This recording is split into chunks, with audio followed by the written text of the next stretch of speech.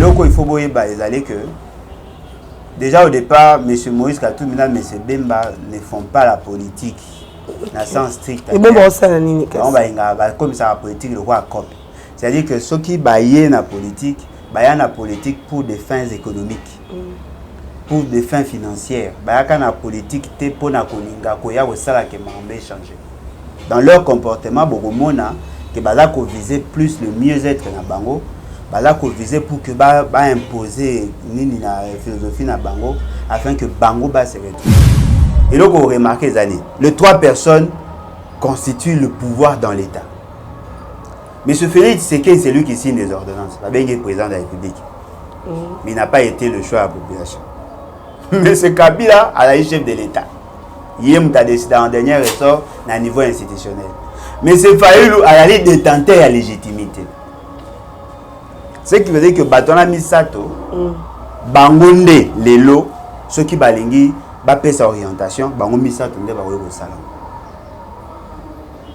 Pour Félix Tshisekedi, il ne peut pas s'en passer à Kabila. Mais Bango Mibale réunis ont un seul obstacle, Fayoulou. Fayoulou n'a pas d'armée, Fayoulou n'a pas de finances, Fayoulou n'a pas la banque centrale.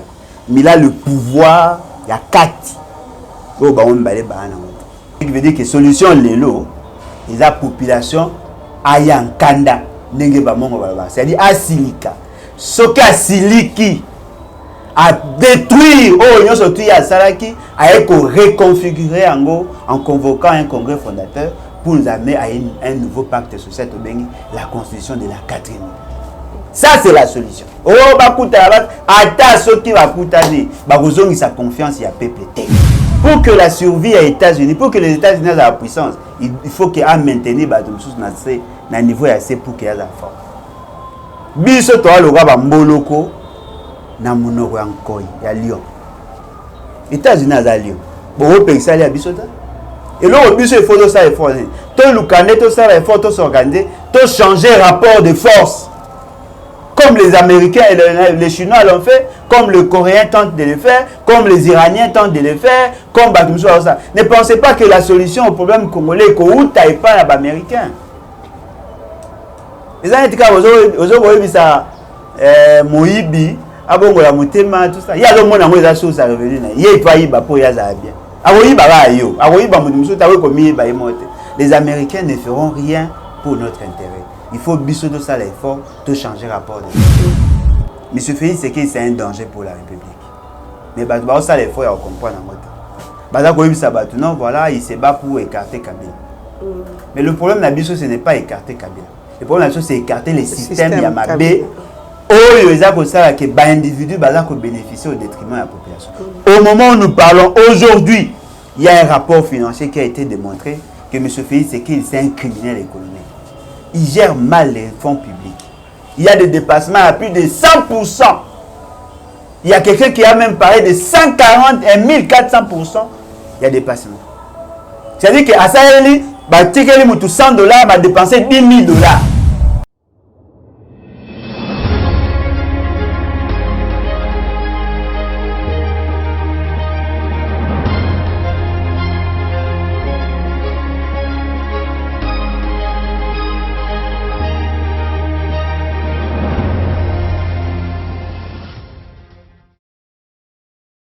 Beauté Balandia Plus Claire Télévision, la chaîne de la vérité, la chaîne qui vous informe à temps réel. Grâce une fois de plus, la bande Kunabino, le numéro est Sikalamanamboka, Papa Alain Bolodjoa.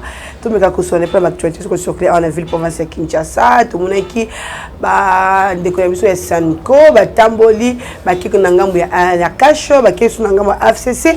Le but c'est qu'il y a qui a la Martha Fayou Maditi. Tout le monde qui a Papa Alain, tout le monde qui analyser Yanguna Papa Alain. Je ne peux pas commencer mon émission sans dire un grand merci à mon réalisateur Popola Yombe.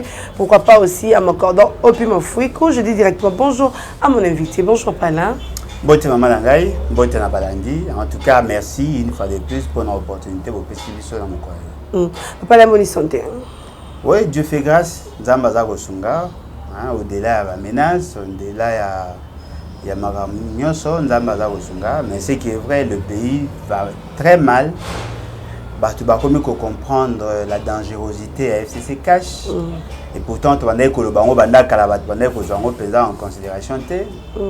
Et les autres comme on a degré, il y a incapacité à M. Félix c'est qu'il y a une association des malfaiteurs ou bien la FCC cash qui a résoudre le problème. Et donc tout ce qui nous reste, il n'y a que la révolution qui peut nous aider à rebimer la situation. Ok, papa là tout le monde qui mon amboka Moïse Katumbi il n'y a pas ce que mon message Jean-Pierre Mbemba Gombo a lancé qui na militant il y a MLC babima ba kende ko yamba et tant que biso to ke baza ba ngomi balé ba parmi ba leaders il y a Lamuka. Donc Lamuka est comme deux camps ndengeni. Bon, Lamuka ezaka d'abord déjà au départ on a deux composantes.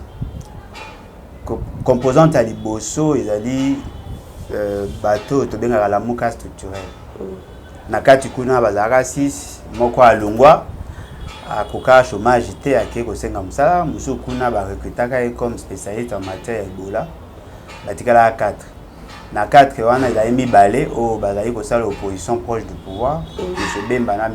Moïse Katumbi et puis totikali na M. Martin Fayulu na Claude Nation Mozito bango bazali ko sala effort ya ko la proche na la muka populaire on a 4 ya la muka populaire de mona ba Michel Mangala ba point sepenge ba iko maengele ba base na bateau ba soutenaka M. Fayulu pour comme président et loko il faut boyeba ezali que déjà au départ, M. Moïse Katumbi et M. Bemba ne font pas la politique dans le sens strict. Et bon, on va comme ça la politique le roi cop. C'est-à-dire que ceux qui baillent la politique pour des fins économiques, pour des fins financières. Baillent la politique pour na kolinga koya au sala que m'embête changer. Dans leur comportement, beaucoup mona que bazako viser plus le mieux-être na bango. Bazako viser pour que ba imposer nini na philosophie na bango afin que bango ba se retrouver rare na kati ya ba congolais o komona que M. Fayulu M. Moïse Katumbi ou M. Bemba ba sala makambo pour la République. Voilà. Le papa est là tout le monde qui parmi les leaders à la mukanyo so bango nyoso ba déclarer que non Félix Azaki est lutté. Ouais. Mais c'est que toi on va quel sous qu'on dit mal sous l'invitation ce que ba ndimi Magui à Félix Tondé. Ah, bien évidemment, Yoruto, au sali conclusion à Malamu, ce que l'on dit, que l'on a vu sur le Tundula. Alors, dit que tant à Matangeleki, tu as enterré déjà le passé total à venir. C'est-à-dire que pour Nabango, il va enterrer la vérité des urnes. La vérité des urnes n'est pas un objectif d'un regroupement politique. La vérité des urnes, c'est un impératif constitutionnel. Parce que tant que vous comprendre la circonscription, il y a politique où il y a l'État congolais, il nous sera difficile de concerner les vrais enjeux. Et là, c'est le peuple qui est souverain. Déjà au départ, ils ont se posé un sérieux problème. Ce que dans l'article 5 de la Constitution, la Constitution vous dit que le peuple est souverain. La souveraineté veut dire quoi en clair? C'est le pouvoir d'agir en dernier ressort. Les motos allaient détenir le pouvoir réel dans l'État. Mais dans l'article 5 de la Constitution, mon peuple a un pouvoir à agir directement, a un pouvoir à agir indirectement, soit par bâtonnier, ou bazako remplacer, ou soit par un mécanisme yacha. Mais Yenda allait détenir le pouvoir réel. Bakaboli, beaucoup dit dans l'État par rapport à cette conception-là. Et puis, sur le même la charpente constitutionnelle, tout est organisé sur base de ça. Article 11, il y a la Constitution. Tina article 68, il y a la Constitution. Ils ont répondre les libertés individuelles. C'est-à-dire que l'État congolais est fondé sur le principe il y a un respect à la libertés individuelles. Et puis, deuxièmement, l'organisation sociale n'a biso et salami sur base il y a considération où l'État doit reconnaître le peuple. Et dans la matière foncière, et dans la matière de sécurité, et dans la matière financière, et dans la matière culturelle, et tous les autres secteurs de la vie nationale, nyos, et salami parce que le peuple a eu souverain. Fort malheureusement, il y a une cassure. peuple là la souverain non et comment risque on a battu monde comme souverain et fort malheureusement c'est monsieur Félix monsieur Kabila monsieur Félix c'est qui dit à quelque postulé biso tout ebi que candidature est soutenue par Kabila dès le départ à quelque postulé pour qu'à tout na vie à population à quelque postulé parce qu'à qui na deal na Kabila ba kei na ba élection la population a choisi pour les changements à voter qui monsieur Fayulu. Mais monsieur Fayulu va publier été. Va publier monsieur Félix Sekedi. Et raison est d'avoir ma point parce que Kabila a mon avis que ce qu'a tiki Fayulu comme président et commettre en mal intérêt naïe a désorienté volonté à peuple a commis monsieur Félix Sekedi président alors que la population avait besoin de voir M. Fayulu. Ce qui veut dire quoi? Ce qui veut dire que acte a posé Kiwana, il s'est substitué en souverain primaire. Et ça dit maman cassure entre la population et ses institutions. On n'a jamais dit que Félix Kabila, parce qu'il était président, a droit de désorienter volontairement. Cassure Wanande, il y a moyen pour justifier toutes les crises qu'il y a. Ok. Si vous bango, bakei basali campagne, ba longi pe, mais baza ko lingalelo, bakende au prix à M. Félix. Conséquence de l'année, il a qui s'y n'est pour poser question. Balingi ba entériner, to ba tenter de légitimer pouvoir au M. Félix Sekedi. Ce qui veut dire que leur combat, il y a des pas, ba bois qui ont pembeni, balingi lelo, ba qu'il y a un deuxième combat. Combat moi d'aller dire à la population que voilà, on pensait que Bino Européen allait pouvoir le coup d'aller Kabila Moutari souverain, tout ça qu'on a soutenir pour atteindre notre objectif. Il y a un réseau qui a 250 000, vous avez un réseau qui a financement dans fond de promotion de l'industrie. Ce qui veut dire que Kenda Kuna pour assouvir petit bouton à Bango et évidemment pour la population. Parlant tout le monde qui va à Sanko, on a Sanko, qui na consultation, na président Fachi, tout le monde va qui sous et pas Raïs, tout le monde va l'oumo les sous, qui sous Fada n'est pas la moindre moka Martin Fayulu m'a dit. Ni eza vraiment na kati wana, ba secret les autres cas vraiment na kati ba kamino sona. Secret zali, mais je crois muto nyonso ala na posa ko yeba o comprendre. Moi je l'ai autour le bas, cassure wana. C'est-à-dire que l'État congolais a longé dans un état normal. A commis un état moko atypique. Et donc on remarque les années, les trois personnes constituent le pouvoir dans l'État. M. Félix Sekedi, c'est lui qui signe les ordonnances. Il est président de la République. Mais il n'a pas été le choix de la population. M. Kabila a la chef de l'État. Il a décidé en dernier ressort à niveau institutionnel. Mais M. Fayulu a la détenteur à la légitimité. Ce qui veut dire que Batona Misato, Bangonde, Lelo, ceux qui balingi, bapé sa orientation, Bango Misato, ne va pas au salon. Pour Félix Sekedi, avec ça, il ne peut pas s'en passer à Kabila. Mais Bango mi balé réunis ont un seul obstacle, Fayulu. Fayulu n'a pas d'armée, Fayulu n'a pas de finances, Fayulu n'a pas la banque centrale. Mais il a le pouvoir, il y a 4. Oh, Bango mi balé banana. Basango le quoi ba papa à Molimo au regard de la situation de Baomona ba remarquer que au Félix c'est que la salle qui est d'ailleurs aventure le quoi ba moné que d'ailleurs aventure ba c'est non papa marambo do sala wana et ko résoudre le problème té bango le quoi ba nganza ba yiba no kutanaka na bato ba solana Kabila ba solana Félix Sekedi ba ko solana Martin Fayulu oh ngana comprendre bien que je ne suis pas dans le secret de Dieu c'est comme si ba yiba que na dynamique et un nouveau dialogue. Na dialogue wana pour que baye ba ko harmoniser ba point de vue. Pour meka ko décanter une situation donnée. Mais difficulté au biso toza nango ezali. Ezali que toi na 4 niveaux ya crise. Oh bango ba yiba sala ezali ko résoudre première et deuxième crise, troisième, na quatrième crise. Mais la crise à liboso est résolue par le dialogue. Parce que crise à liboso ezali neto lo bakera cassure entre le peuple et les institutions. Les institutions sont communes à pouvoir au peuple. Il y a mis que la classe politique est sous le même référentiel. Le mécanisme de fonctionnement de l'État, c'est ça. Le droit. Le coup, va rompre le pacte social et créer grogne au niveau de la classe politique. Troisième crise, c'est la crise fonctionnelle au niveau de l'État. Une composante, il y a classe politique. Azako se constitue en élément malicieux, il a bloqué le logiciel à l'État, il a bloqué le fonctionnement à l'État. Quatrième crise de au sein à cache entre INC et IDPS. Ce qui veut dire que la crise de la crise a mis balai, a mis ça, mais crise à ma casse, il y a aussi la dialogue. Crise à ma casse, et aussi la révolution. Parce qu'il ne suffit pas seulement de ressentir trois batouana quelque part, que la société civile pour non le peuple. Non, le peuple a représenté, mais représentation est ça à temps et dans circonstances.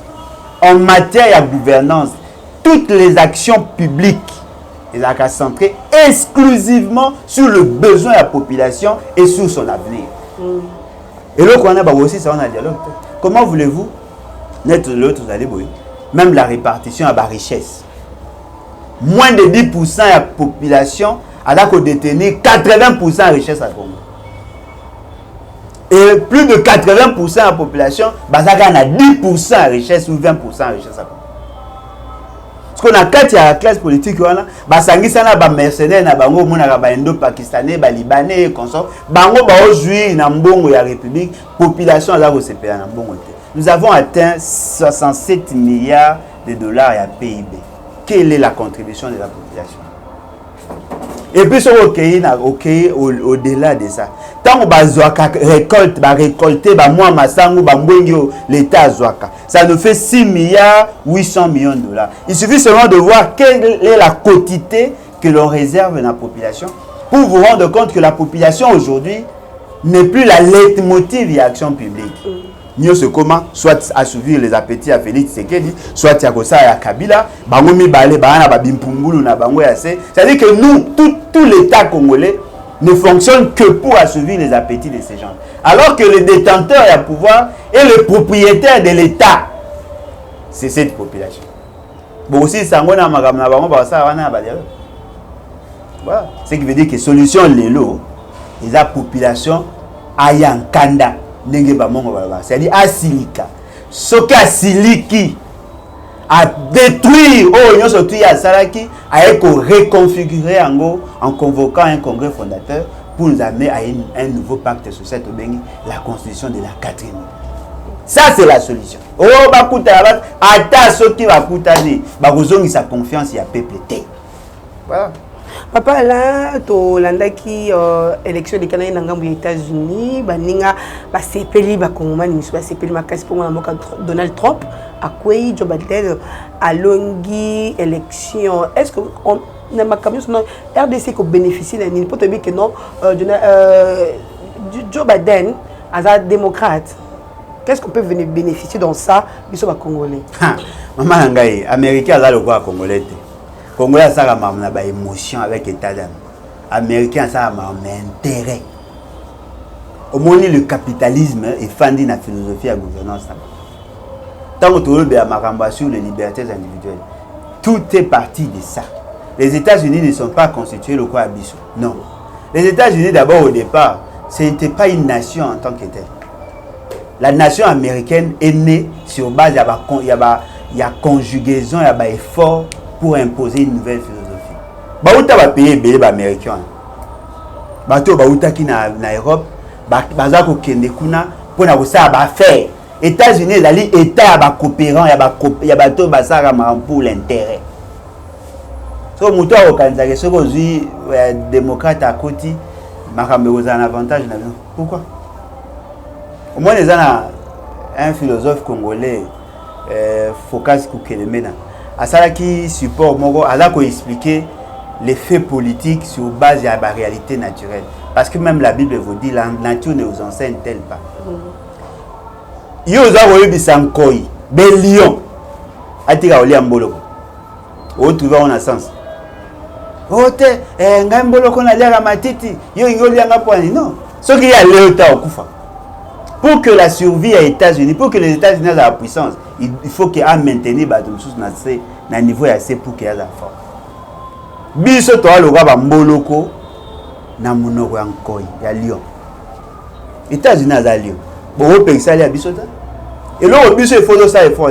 To lukane to ça effort to s'organiser, to changer rapport de force. comme les Américains et les Chinois l'ont fait, comme les Coréens tentent de le faire, comme les Iraniens tentent de le faire, comme ça. Ne pensez pas que la solution au problème congolais est qu'on taille pas les Américains. Les Américains, aujourd'hui, ça, Moïbi, Abongola Motema, tout ça. Il y a le monde qui a chose à revenir. Il y a pas Iba pour Yaza bien. Les Américains ne feront rien pour notre intérêt. Il faut biso de ça l'effort de changer le rapport de force. Ne va le voir déjà le rapport ou l'accord win-win. Oui. Bon négocier, bon y négocier. Ceux qui vont négocier au départ, bon à 12%, vous ça l'effort beaucoup maintenant à 17,5%. Parce que le honnête nous avons des besoins énormes pour le développement à pays. On a essayé de faire des calculs grossiers. Nous avons 154 000 km de route. Il faut malheureusement, il faut que sur Kabila Sali, à Koutaka 1024 km, à une mission à 3000 et quelques kilomètres de route. C'est-à-dire en 60 ans, nous avons 3000 et quelques kilomètres de route. Ce qui veut dire quoi? Ce qui veut dire qu'on n'a même pas atteint 10%. Nous avons à peine à 2% à Bandela, ou nous avons asphalté. Nous devons construire autant de plus de 98%. Alors, pour arriver, il faut un minimum 154 milliards de dollars. Car pour nous Bandela. Na Kinshasa, il y a 1 million par kilomètre. Dans la province, il y a 2,5 millions. C'est minimum 154 milliards. Or, Ndela y est mort déjà à une durée de vie à 15 ans. C'est-à-dire que sur 154 milliards, pour construire 154 milliards, nous devons avoir un budget de 1000 milliards. Parce que tu as besoin de choses. Il y a un accroissement démographique. 3 millions d'enfants naissent chaque année. Il faut construire des salles de classe. Il faut recruter des enseignants. Il faut produire à manger. Il faut que la bandela, le logement et consort, l'électricité. Il faut tenir compte des paramètres. Il faut que sécuriser les frontières. Il faut que faire fonctionner la diplomatie. Il faut renforcer l'administration publique. Ce qui veut dire que dans la réalité, nous devons avoir beaucoup d'argent. Mais qu'est-ce que nous préconisons? Le corps a déjà la valeur et la richesse estimée à plus de 100 000 milliards. Le corps a une capacité à épargner, parce que c'est l'épargne qui constitue le capital. Qu'est-ce que nous devons faire? Il faut recourir aux emprunts. Aller vers les institutions financières, que l'ouka emprunt. Le corps a déjà payé à 67 milliards de dollars. Le corps a déjà dans la pression fiscale à 10%. On peut avoir 6 milliards 700 millions de dollars chaque année.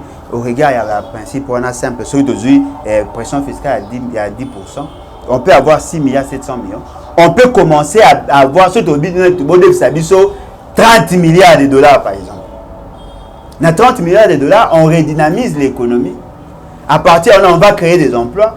On va faire en sorte que tout le monde a été à sous-emploi, tout exploiter la richesse. Est-ce que ça peut permettre que tout évoluer? On peut commencer à payer même 1 milliard chaque année parce qu'on sera déjà en mesure, dans la première année, d'avoir 6 milliards 700 millions. Et progressivement, tout ça, 30 milliards dans 30 ans, on peut rembourser les 30 milliards et redynamiser l'économie et permettre à la population de vivre le mieux. Parce que pas si une chose à dire, c'est-à-dire que ils vivent sur base de faits factuels, faits conjoncturels. Ils réfléchissent sur ce qu'il y a. Ils sont capables d'envisager ce qui peut advenir demain. Plus il y a des enfants, plus il y a des problèmes, plus il y a des demandes, plus il y a des contraintes et plus ça fragilise l'État. Nous devons investir dans l'avenir. C'est l'avenir qui va nous permettre. Bateau la gouvernance par rapport à 5 ans. Bateau bloqué. Il faut ça la projection à 30 ans, 50 ans. Beaucoup remarquent que le pays va très mal. Merci Papa Alain, tu as commis vraiment dans la émission de le mois de l'eau. Le basou a numéro de contact au Pessama Congomani sur ce qu'on a vu. Et là, on a le Congolais que l'avenir apparaît sombre justement parce que tu as une solution palliative. Il faut que nous soit accueillis à Bokondi. Aïe, que le peuple n'a la souveraine. De valeurs républicaines, il faut les inculquer dans l'esprit à battre. Même bateau, ça assemblée aux Bakondi. Et là, au moment où on a remarqué que Bato se laisser emporter par les émotions. Mais ce fait, c'est que c'est un danger pour la République. Mais Bato ça les faut comprendre en mode. Non, voilà, il se bat pour écarter Kabila. Mais le problème d'Abisso, ce n'est pas écarter Kabila. Le problème c'est écarter les systèmes Yamabé. Oh, ils ont ça que les individus bénéficient au détriment de la population. Au moment où nous parlons aujourd'hui, il y a un rapport financier qui a été démontré que M. Félix Tshisekedi c'est un criminel économique. Il gère mal les fonds publics. Il y a des dépassements à plus de 100%. Il y a quelqu'un qui a même parlé de 140 et 1400%. Il y a des dépassements. C'est-à-dire qu'à ça, il va $100, va dépenser $10 000. Va dépense inutile. Pendant ce temps-là, on ne parlait pas. Il y a le peuple d'abord. La présidence de la République a commis budget. Oh, mbongo ya fonctionnement ya ba institution. Ba talaka na budget, ezara o ba benga crédit, ligne de crédit. Ceux qui ont monnaie mutasali dépassement, cela veut dire qu'Azui est pas à Mouninga, a ponctionné pas à Mouninga, a kati à Mouninga. Il y a vraiment un juge, baza sous-payé. Parce que dans kati à l'État, on a 3 pouvoirs. Pouvoir exécutif, aux ali bicéphale, pouvoir législatif, aux ali bicaméral, na cours et tribunaux, ba kabola bango, na 3 composantes. Ceux qui président ça sali dépassement, cela veut dire que l'Assemblée nationale qui est autorité budgétaire, na justice, bango baza ko empathie. Le quoi il y a déjà l'Assemblée nationale et le Sénat, bango baza commis les latés, en termes ya kozanga mbongo. Ce qui veut dire que la présidence elle a mbongo ba cours et tribunaux. Conséquence, les juges ne seront jamais indépendants tant qu'ils ne seront pas financièrement pris en charge. Comment voulez-vous qu'un juge qui est sous-payé, qui est sous-motivé à ça, madame, batia bango na ba condition moko ya mabe ba clochardiser bango pour que en fin de compte ba dompter bango ba apprivoiser bango pour que baza na service à la politique. Ça ce n'est pas ce que la population veut. La population veut assez que mutamta souka na ba compétence na ye.